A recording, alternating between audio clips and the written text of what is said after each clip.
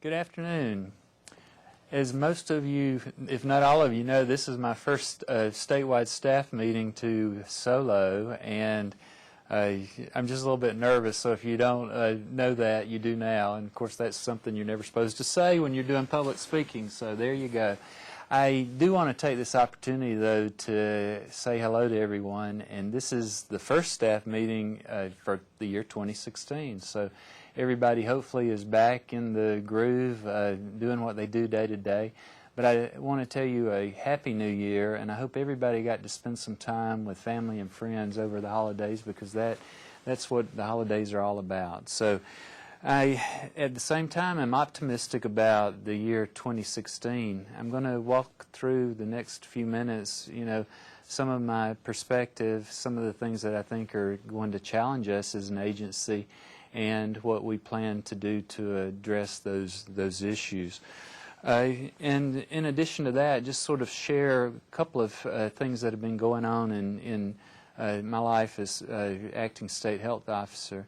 The first of those I wanted to discuss with you is that one of the things I felt was very important was for me in this new role to step out and connect with as many legislators as possible, the senators and the representatives that come from the districts across the state. And in that regard, we've scheduled a fair number of those, and to date, actually, I have met with 6 senators and 5 representatives, and we have 2 of each scheduled for next week. That's been fairly challenging, not only because we are in the holiday season, but also because they're not here in Montgomery. They kick off the next session in just a few short weeks, but trying to schedule that is sort of a hit and miss thing, but at the end of the day, to have accomplished that with 11 so far, I think is a real success. I will tell you that in that process, we have had a lot of good feedback. So those meetings not only have been beneficial in terms of getting some input and some perspective from them on the upcoming session, but also, again, I think just making that connection and building those relationships so that they know who I am and have some contact information should questions or concerns come up, which they frequently do. I would also share with you that out of that 11 so far, we've made 4 field trips out into the counties to meet those individuals in their home base, so to speak, and the other 4 or 5 have been here in Montgomery. In that process of going out in the field, and our last one actually was earlier this week, Tuesday in Colbert County, we met Senators Melson and Stutz. That's been a real gratifying experience for me from another vantage point, and that's because I've been able to carve out some time to just walk around in the local health department and say hi to staff. Not to spend as much time as I would like, but basically to say hi to folks, let them see me, let me see them, and as time permits, sort of tell folks how much I appreciate what they do. So again, one of those brighter spots that's connected with this effort to reach out and build some bridges with the legislators in my new role. What we have also attempted to do is to involve area staff, whether it's the health officer or the area administrators, in those meetings to the extent that we can. So that has worked out well overall, and we'll continue that journey and work through the list to try to make that connection. The next thing that I wanted to share with you really is a couple of comments regarding what I see as the 2 biggest challenges facing us as an agency. And I'm going to give you a couple of points on each of those. The first of those 2 challenges is obviously the budget. When you look at the budget making process and the legislative agendas that are out there, I think that one theme that keeps coming forth is that the work to put the 2017 budget together, if anything, is going to be more challenging than this past year. And you know that this past year they went into 2 special sessions. It seems like they just went home and now they're reconvening again in February. But what we heard and continue to hear, and what you hear if you're looking at the paper and the headlines, is how challenging the year is going to be for that process. We have heard it from most, if not all, of those legislators that I mentioned earlier that we've had opportunity to sit down with over the past few weeks. And there's not a lot of sentiment to raise new revenue, be it through tax or any of the other mechanisms that they have identified from time to time. What we did in terms of our budget request, both to the governor and to the Legislative Fiscal Office, is to seek level funding with nominal increases that are built into employee costs, such as merit raises and health insurance, those things that we have to build into the budget to keep status quo and moving forward. No real significant new request in our budget efforts. So we're hopeful that we're going to be able to move through the legislative process and achieve level funding, which for us would be a win.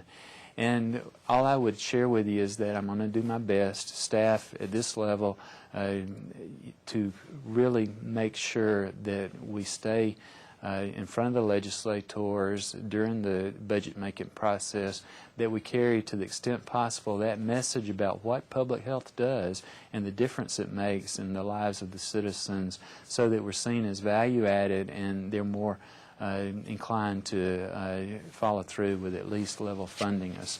But as you know, nobody's got a crystal ball, so while we will do our best to come out whole and hopefully to get that level funding, nobody knows what's going to play out in the legislature. Now, the other big challenge that's before us, and most everybody's going to have some familiarity with this, but that's the fact that Medicaid is making a very significant transformation, as you know, to the regional care organization model. That's sort of what I call homegrown managed care, but essentially it shifts from a fee-for-service, volume-driven reimbursement model where the more a provider does, the more money that provider makes. And the shift is going to be to capitated payments, so that the entity here, the probationary regional care organization, will get capitated payment for each Medicaid eligible, and that entity, the RCO, will decide who provides services to that covered individual. We currently do a lot of services to that group of Medicaid clients, the patient first cohort, things like our care coordination, our biomonitoring program. In a few counties we're still doing EPSTT screenings, immunizations, just a whole host of programs and services that we bill to Medicaid for that group that will, 1 October, come under the purview of the RCOs. So we have been working hard to try to continue to build strong relationships with the RCOs. Carolyn Byrne here in the central office has been leading that effort, partnering with the folks in the areas and the counties to help make sure that the RCOs know what public health can bring to the table in terms of services that might be of value to them. The care coordination arena, with some activity in the health home model, has received a lot of good feedback from the RCOs, so I'm pleased about that. But at the end of the day, the other issue that's really important here is whether or not we can come with a cost-effective proposal. Our cost of doing business is a little bit higher than what we like it to be, and that's why we continue to work on those efficiencies in both clinic and outside of clinic that hopefully can address that as we look to be competitive and to sell ourselves to the RCOs. But just know that a lot of work is going on both visibly and behind the scenes to look at what pathways we could charter moving forward when the RCOs come online the 1st of October.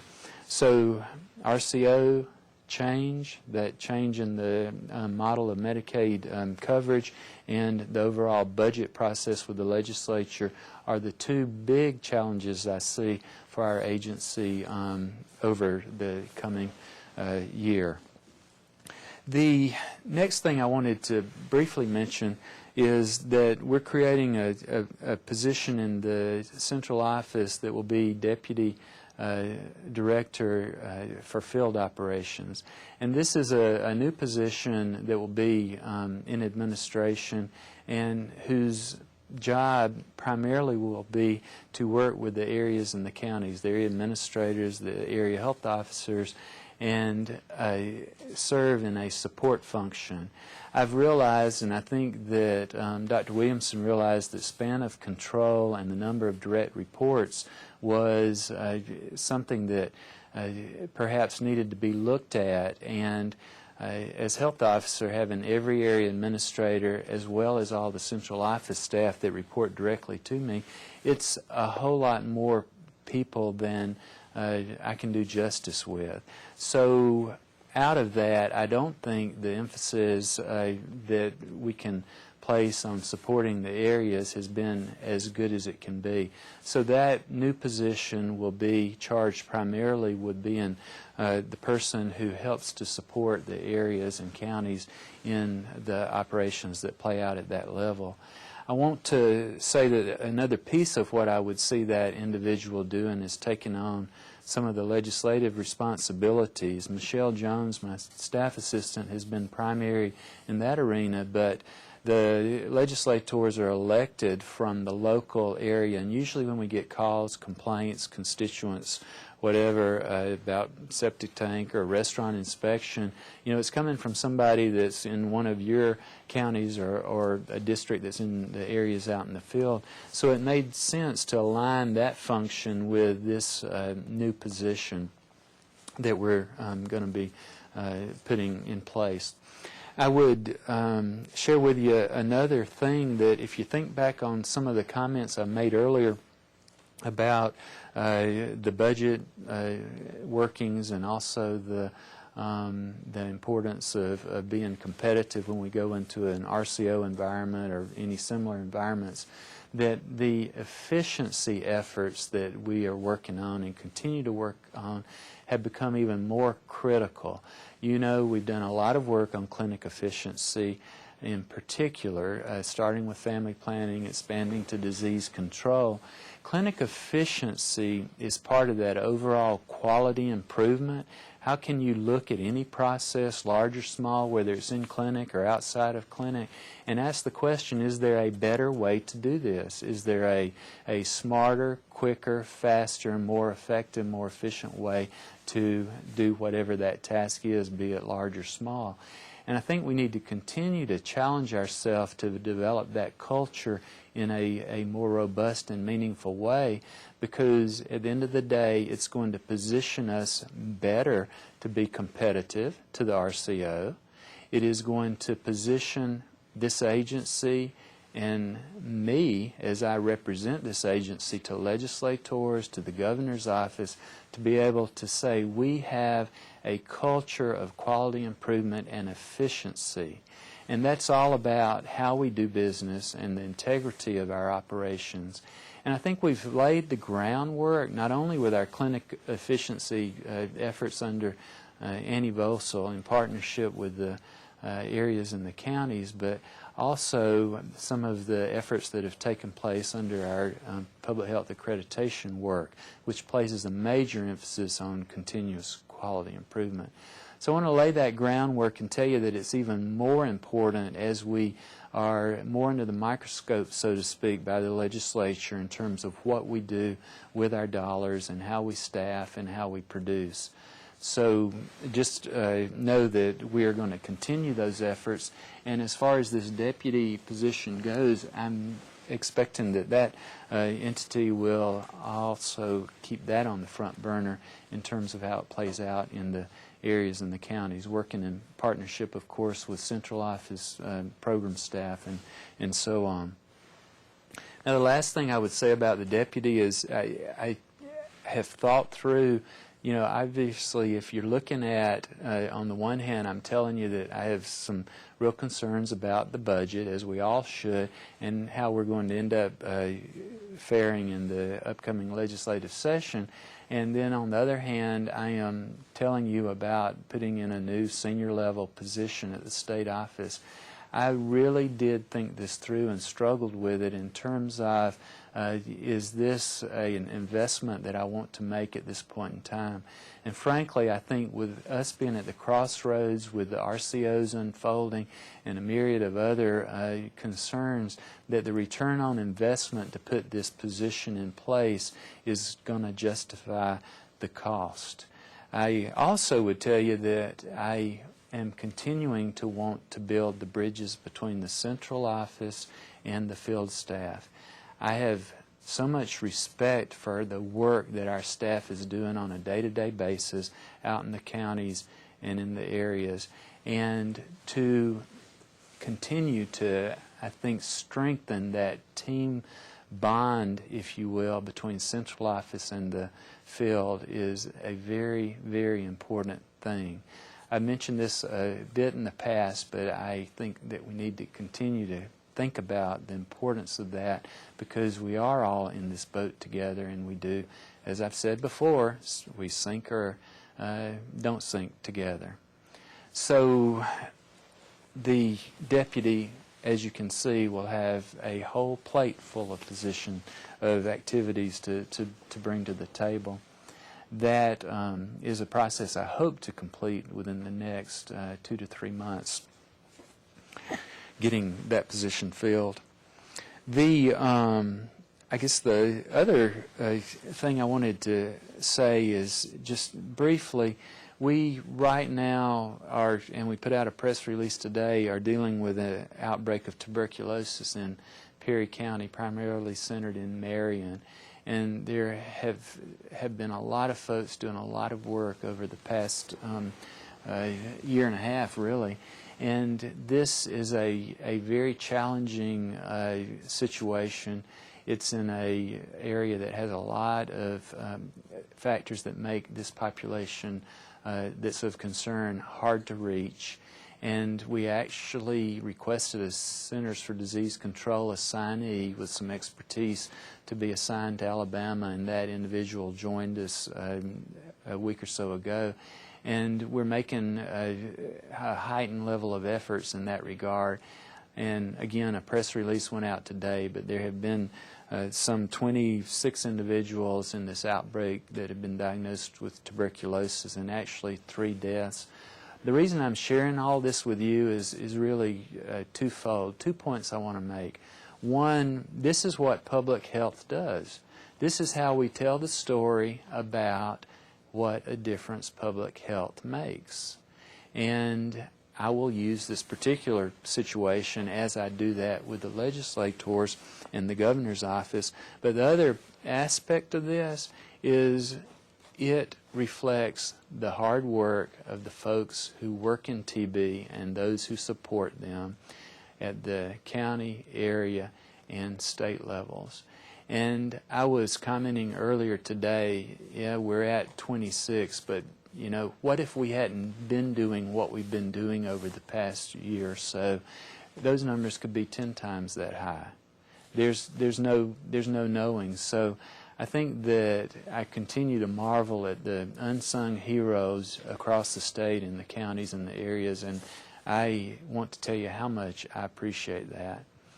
Now, I've not got a lot of other things I wanted to share with you.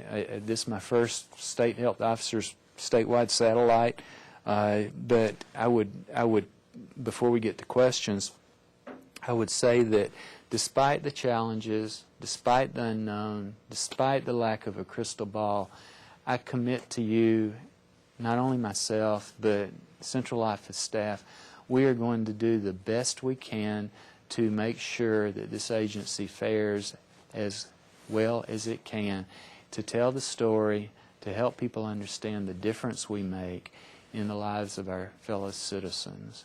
I commit to you that we will do everything possible to have the best outcome over the coming months as the budget unfolds. So with that, it's, do I go to questions? I've got one that came in by email that I'll go ahead and read, and it says, "I missed the department not doing Toys for Tots this year. Hope it will return in 2016. Thanks." And this is, obviously we do Toys for Tots, have done that for several years here in the central office, and collect Christmas gifts for the underserved each Christmas season, and we didn't do that this past year. So what I would say is that we're looking across a variety of things of that nature to see what fits best in terms of ongoing to have, and these things are always voluntary, but to have opportunities like that where we can help to make a difference in the lives of those who are less fortunate. So we will be looking at that, and I appreciate that, that question.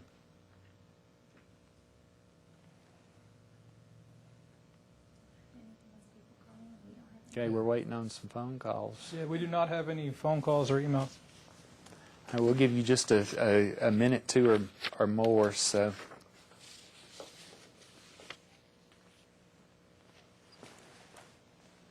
all right. Well, I know everybody's busy, so I'm not one to sort of linger and wait. So, if anybody was fixing to hit that dial button, it's I guess it's going to be too late. Is it too late yet?